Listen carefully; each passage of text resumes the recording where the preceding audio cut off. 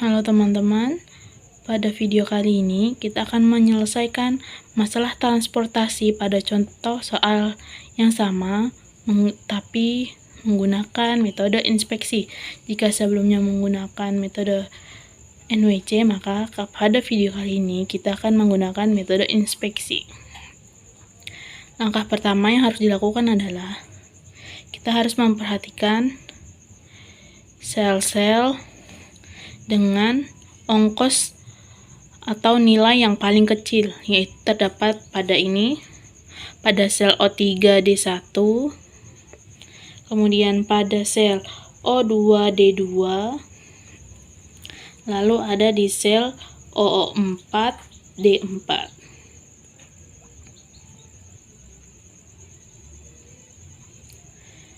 Kemudian setelah kita menentukan sel-sel termurah atau sel dengan nilai-nilai paling kecil, maka yang kita lakukan adalah mengisi sel tersebut. Kemudian pertama kita harus perhatikan, dimulai dari permintaan dengan kapasitas pabrik. Kita mulai dari sel yang kita temukan pertama, itu di O3D1. Permintaan adalah 80, sedangkan kapasitas pabrik 70. Kita ambil nilai yang paling minimum, yaitu 70, maka masuk di sel O3D1.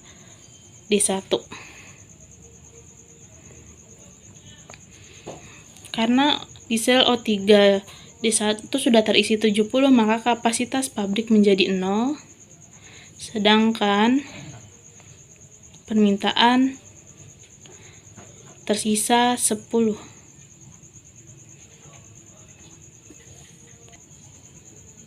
Lanjut kita beralih ke sel termurah kedua, yaitu yang terletak di O2D2, yaitu 1. Kita perhatikan lagi, kapasitas pabrik 90, sedangkan permintaan 50. Kita ambil nilai yang paling minimum, yaitu antara 90 dan 50, yaitu 50. Sehingga permintaan sudah terisi semua, maka permintaan 0, sedangkan kapasitas pabrik masih tersisa 40. Kita beralih ke sel selanjutnya, yaitu O4D4, itu 1. Kita perhatikan kapasitas pabrik adalah 90, sedangkan permintaan 70. Kita isi dengan nilai yang paling minimum, yaitu 70. Maka permintaan menjadi 0, kapasitas pabrik menjadi 20.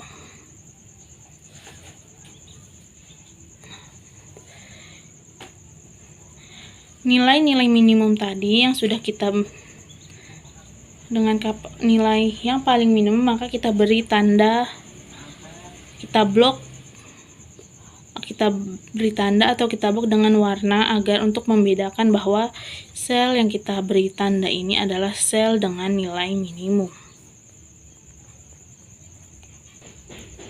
Setelah kita beri tanda seperti ini, lalu kita ulangi langkah yang pertama. Kita cari sel yang paling murah atau nilai yang paling kecil di luar baris dan kolom yang telah kita tandai, yaitu terletak di 5, di sel O1D4, yaitu 5. Kita lihat lagi, kapasitas pabrik 100, sedangkan permintaan 60, maka kita isi dengan yang paling kecil, yaitu 60. Maka permintaan menjadi 0 atau terpenuhi, sedangkan kapasitas pabrik masih tersisa 40. Lalu lakukan yang sama, kita beri tanda lagi. Setelah diberi tanda, kita ulangi lagi langkah yang pertama. Kita mencari di luar yang telah diblok atau yang kita beri tanda nilai termurah, yaitu 6. Terdapat di kolom O2D3 dan O4D3. Sehingga yang pertama kita isi dengan nilai yang paling sesuai ini.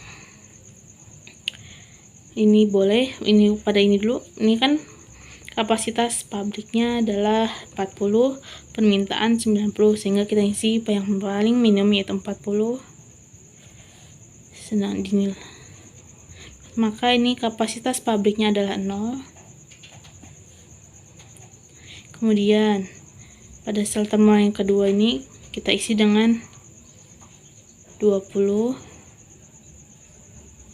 sehingga sehingga kapasitas pabrik menjadi 0, permintaan tersisa 30.